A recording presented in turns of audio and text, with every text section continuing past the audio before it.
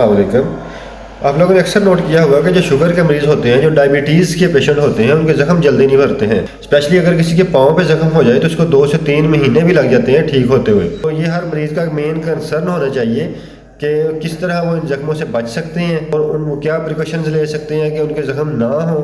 अगर हो गया तो वो किस तरह से अपने आप को जल्दी ज़ख्म ठीक करने में मदद कर सकते हैं। तो आज की वीडियो में मैं यही आपको बताऊंगा कि किस तरह से आप लोगों ने ज़ख्म से बचना है। अगर हो जाए तो उससे आप लोगों ने किस तरह उसकी केयर करनी है।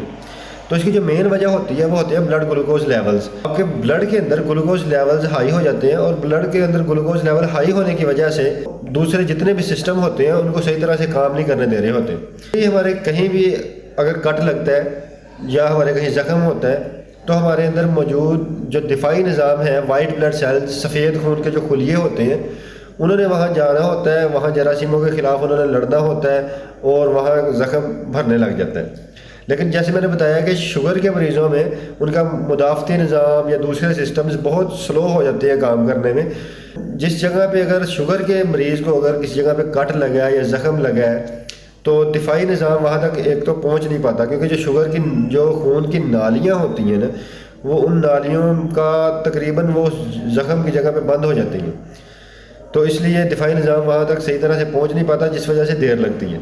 और इसके अलावा हमारे जिस्म पर हर जगह पे जरासीम मौजूद होते हैं। अगर कहीं पे कट लगता है तो वहाँ वो इन्फेक्शन पैदा करने के लिए पहुँच जाते हैं।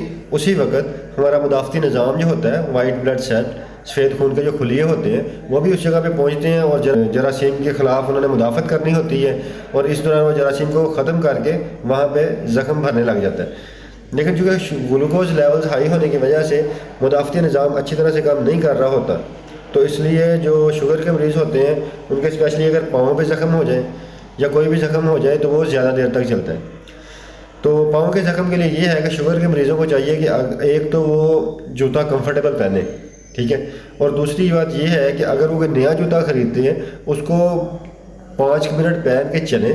5 मिनट पहन के चलने के बाद वो अपने पाँव पे देखें कि कहीं रैश तो नहीं बन रहे, कहीं रेडनेस तो नहीं हुई, कहीं स्वेलिंग तो नहीं हुई। क्योंकि जो शुगर के पेशेंट होते हैं उनमें जो महसूस करने की जो ताकत होती है वो बहुत कम हो जाती है।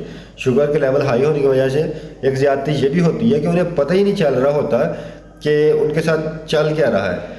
तो इसलिए ये उनको चाहिए कि बहुत अपनी केयर करें कि जहाँ अगर नया जूता भी ख़रीदते हैं तो उसको देखें कि कहीं वो कट तो नहीं लगा रहा, वो कहीं रैश तो नहीं बना रहा। तो इस तरह से अगर कहीं ज़ख्म हो भी जाए, पाँव के ऊपर अगर कभी कहीं ज़ख्म हो भी जाता है तो उनको चाहिए कि वो अपने गीला ना रहने दें, उस जगह पे पट्टी करें, तो उसको खुशक रखें और ज़्यादा से ज़्यादा उसकी केयर करें और जूता कंफर्टेबल पहने।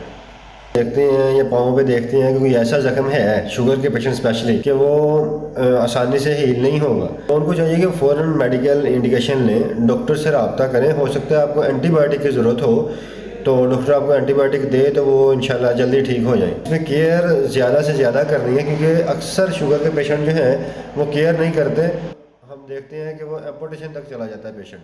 तो इसलिए आप लोगों ने इससे बचना है और अपनी केयर करनी है।